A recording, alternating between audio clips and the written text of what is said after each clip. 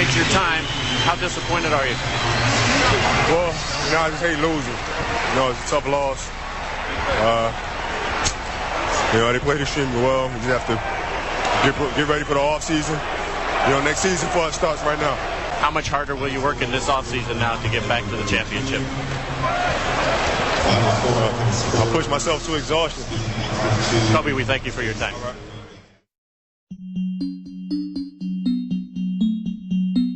With many of you guys seeming to really enjoy the MJ revenge video I recently posted, I figured why not do the same thing about his protege, Kobe Bryant. I'm sure Bob Bass, then general manager of the Charlotte Hornets, was kicking himself for many years after dealing him to the Lakers in exchange for Vlade Divac, and Bass clearly didn't know what he had because he told Bryant this after they traded him: "We couldn't have used you anyway." And that ignited a fire in Kobe to go out there and be the best player he can possibly be. And the player he became closely resembled Michael Jordan. Both had the mentality to totally demolish anyone in their path, and Kobe had no problem going after Jordan himself. He didn't care if Michael was once his idol. He dropped 55 points on MJ's head after he said that Kobe would never be able to fill his shoes. He had that psychotic characteristic, just like Mike did, and here's some stories that prove it. I'm sure I can speak for everyone when I say that rivalries are one of the best parts of the game of basketball. You got Bird and Magic, Jordan and the Pistons, and you can even throw in the Warriors and Cavs. Storylines like those make the game so much better. But there is one rivalry that doesn't seem to get as much attention as the others: Allen Iverson and Kobe Bryant. And it practically began right from the jump. AI was taken #1 overall by Kobe's hometown team, and that had to have stung a little bit, which led to Bryant developing an early obsession with Iverson. And the first piece of evidence takes us all the way back to November 12, 1996. That night, Kobe only scored 2 points against the Houston Rockets, while Iverson, who played the New York Knicks on the same night, scored 35 points at the Garden. And when Kobe found out the kind of game Iverson had compared to the 2-point game he had, he was livid. Quote, "When I checked into my hotel room later that night and saw the 35 on SportsCenter, I lost it. I flipped the table, threw the chairs, and broke the TV." Iverson's early success fueled him to become better, but that wasn't the only time Iverson outperformed Bryant. It was March 19th, 1999, Lakers visiting Philadelphia. Kobe Bryant made an attempt to guard Iverson, but almost from the beginning, it was clear there was nothing he can do to stop him. Travel, no. Dribble, right shuts him off. Now here's Iverson dribbling. Going back and forth, shoots a long outside jumper and hits it. Wow! Okay, that wasn't bad defense at all by Kobe. The combination of quickness and speed AI brought to the court looked to be too much for the Lakers. Iverson was dominating from all areas, absolutely demoralizing Kobe all night long. AI ended the game with an impressive 41 points, defeating LA in a blowout fashion. Many years later, Kobe described just how painful that loss was. Quote, "I remember being on the bus saying, you know what, I've got to become one of the best defensive players of all time because I can't have this happen again." And he went on to say, "I obsessively watched every game he played. I obsessively searched for any weakness I could find."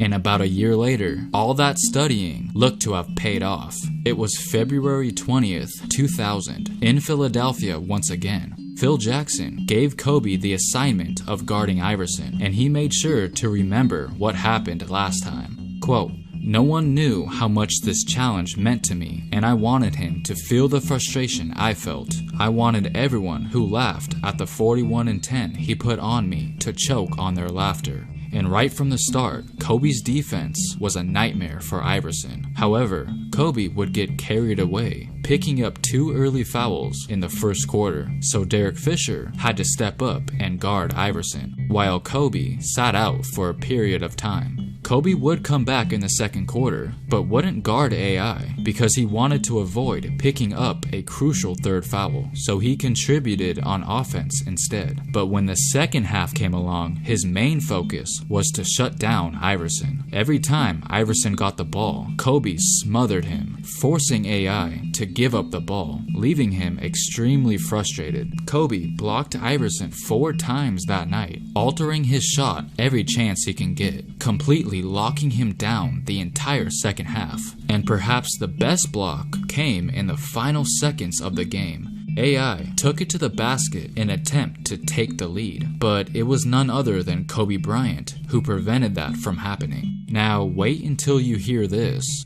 Remember when Derek Fisher had to guard Iverson in the first half? Well, Iverson put up 16 points on him, but by the end of the game, after Kobe took over, Iverson finished the game with the exact 16 points, leaving Iverson scoreless in the entire second half. Kobe accomplished exactly what he wanted to do, but he wasn't satisfied after the win. Quote, "I was annoyed that he made me feel that way in the first place. I swore from that point on, no one was going to have that kind of control over my focus ever again." If you're a person who plays a lot of basketball, you've probably had this feeling before, when you think you're playing pretty good defense on someone, but you end up getting humiliated instead. And it's only natural to crave instant revenge. You just can't wait to get him back. Well, don't worry, because it happened to Kobe as well. Every time he went up against Tracy McGrady, we all knew it was gonna be a show. And T-Mac got the best of Bryant right here. See, that post-entry pass is just too soft. It's out of his wheelhouse. McGrady, what a move. He's able to bail his teammate out there. Man, after a move like that, all you can do is tip your hat. But Kobe automatically went into payback mode, and he got it. Kobe!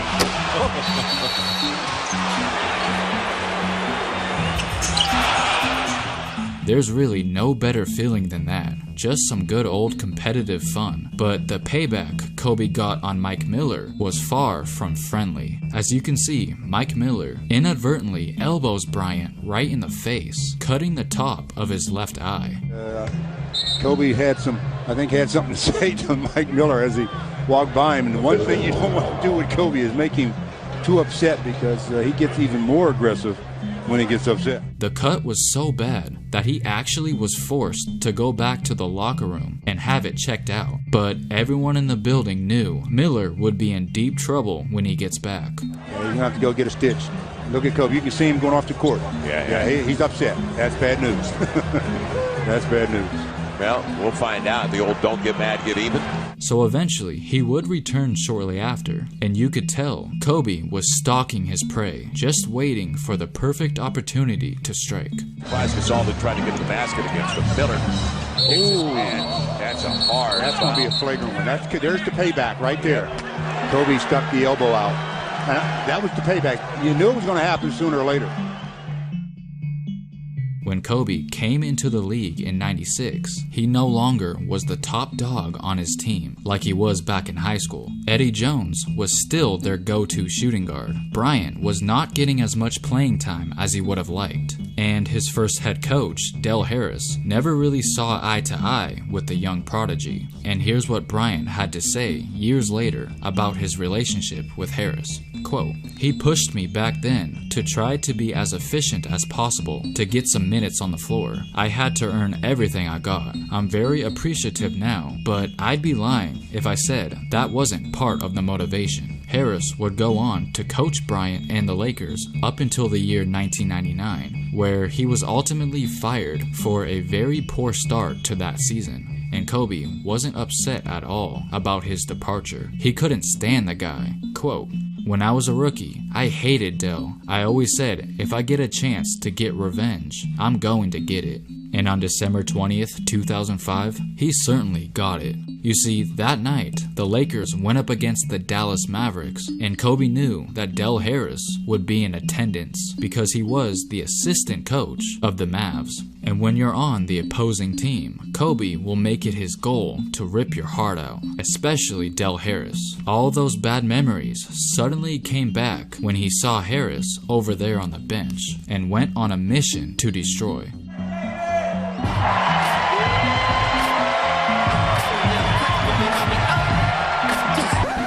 No, they didn't have a dance battle. Kobe did something even more insane. He scored an amazing 62 points in just 3 quarters, outscoring the Mavs by himself, and always played with a vengeance whenever he faced those particular Mavericks.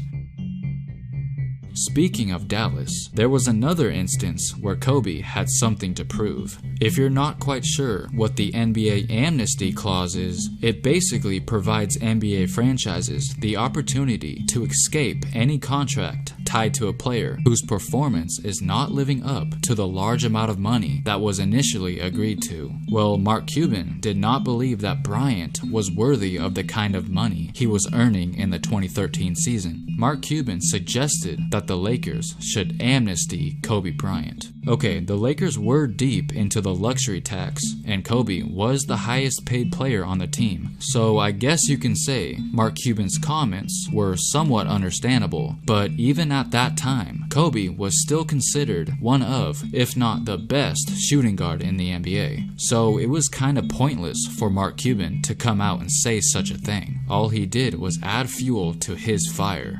First off, Kobe had to take some of his frustration out on the Portland Trail Blazers, dropping 40 points on the day Mark Cuban made those initial statements. And Mark Cuban couldn't have possibly picked a worse time to say what he said, because just 2 days later, it was none other than the Dallas Mavericks who was next on the Lakers' schedule. Hollywood couldn't have scripted it any better.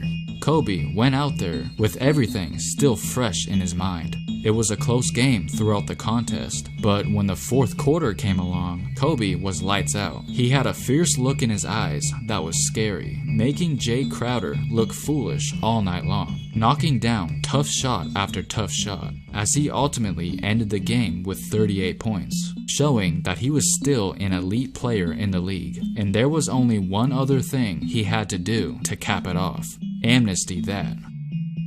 For most of the 2000s, Kobe and D-Wade have been regarded as two of the top shooting guards in basketball and have shared some epic battles between each other on the court. And it's no surprise that D-Wade had a ton of admiration for Kobe growing up, and that respect was mutual. Kobe never hesitated to reach out to Wade for advice. I get a call from this unknown number, and it keeps calling me and calling me. So eventually I answer it, and it's Kobe on the phone. I run outside immediately because Kobe's calling me, and he say, hey, and this is one of the greatest players to ever play, and he's reaching out to me, a younger player. But just because you may be cool with somebody doesn't mean you're exempt from some revenge. On December 19th, 2008, almost 2 years after Wade dislocated his shoulder, he was finally starting to look like his old self again, feeling revitalized. And with Kobe on the other side, only got his blood pumping even more. You got to defend. You're talking about picture-perfect defense. Fight over the screen, keep a body on the best player in Bryant, and then guys help be in position, contest shots, force them into a turnover. Dwayne Wade was clearly going at Bryant, displaying relentless effort on both ends of the court. Kobe does cut it to a 2-point game with under a minute left, but wasn't able to hit the biggest shot of the game that would have forced overtime. There's what you expected. Bryant drives right, drives left. Bryant pulls up, jumps up, in and out, no good at the buzzer. That ball halfway down, and the Heat hold on for victory. Wade finished the game with 35 points, just barely squeezing out the victory. But about a year later, he would be the one experiencing heartbreak at the buzzer. Chest looking, gets it to Bryant. Bryant dribbling, has to put it up at the buzzer, banks it in! He banks in the three! And the Lakers win the game! That shot must have felt incredible right in D-Wade's grill. But hold on, they weren't done with each other yet. March 4th, 2012, Miami once again in the Staples Center. But this time, D-Wade had LeBron with him to take on Kobe and the Lakers. Now, you would think that the fans would be looking forward to witnessing a Kobe versus LeBron matchup, but they were more interested in the Kobe versus Wade aspect instead, because just a week earlier at the 2012 All-Star Game, Dwyane Wade got a little too physical with Bryant and ended up breaking his nose. Kobe did play it cool because it was a family event, but after the game, he had a little message for Wade. I called him, you know, I didn't initially do it. I called him and I said, yo, Kobe. He was like, bro, I'll see you in a couple of days. I'm like, oh, this oh, snap. So when their next matchup came along, Kobe was eager to get him back, as the Mask Mamba was unleashed. He missed the one at the end of the Utah game. That's a makeable shot if he has it. That's a makeable shot for Kobe Bryant of the afternoon. In the NBA at converting turnovers into fast break points. Makes it look easy. Well, we've got a nice little pace going here early. Bryant, little shake and bake, draws the foul, put it in, and one. Bryant absolutely dominated Miami's duo practically by himself, scoring 33 points, and went on a tear with his new mask. Alright guys, thanks so much for watching. Let me know what your favorite memory is of the Black Mamba. Leave a comment down below, and don't forget to like and subscribe.